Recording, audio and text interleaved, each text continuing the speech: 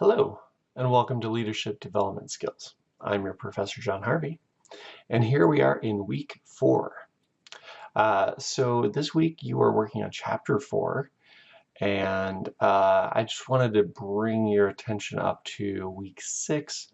You're actually going to have an interview that you'll need to do. So usually it's good to have a couple weeks where you can kind of schedule that ahead. So now would be the time where you try and find a leader, usually somebody in a company that you'd like to work for, a business that you'd like to be connected with, something like that, and start scheduling an interview and see if they have some time this week, and if not, next week, and kind of go that route. So I'll give you more description about the paper and everything next week.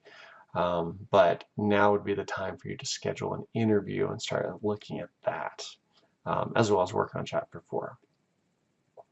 So this week I wanted to give out a discussion board award, and the award is called the Don't Be Rash Award.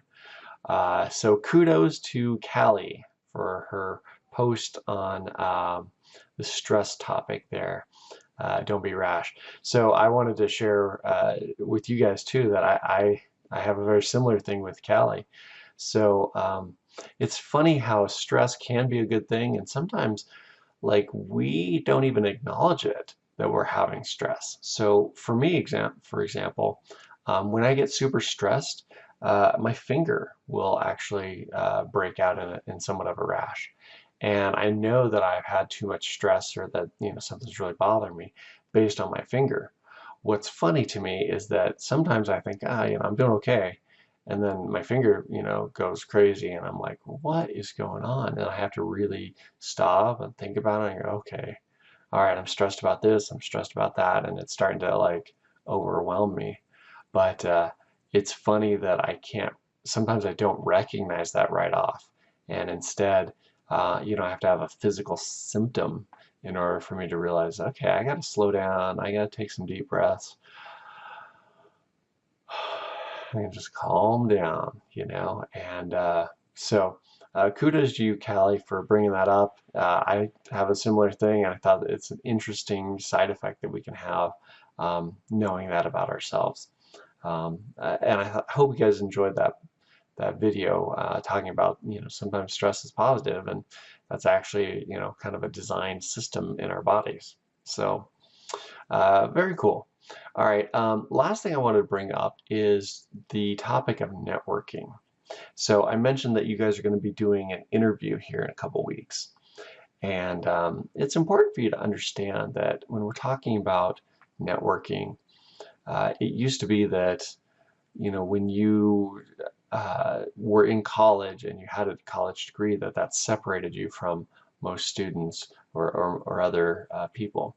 But you're going to find that a lot of people have degrees. And so what separates you now versus what it used to be is really your connections, your networking, your ability to reach out and connect with people and interact with them and have some life experiences with them. So using this paper is a good example where you can get in front of someone that sometimes you may have had a hard time doing that. So if you've gone through the hiring process, which I imagine several of you have, well, you go and you fill out an application online, or you go take an application in, or you take your resume in or something. Sometimes it's really hard to get past human resources and the automatic robots and all that stuff to get to people. And it's kind of designed that way, honestly, because there's so many people that don't put in the effort, that don't make the connections, that don't reach out. And so focusing in on networking and getting better at that while you're in school, huge advantage, huge advantage. I've given an example before where I've had students use the networking principles that I explain in the course, and by the end of the semester they're getting job offers.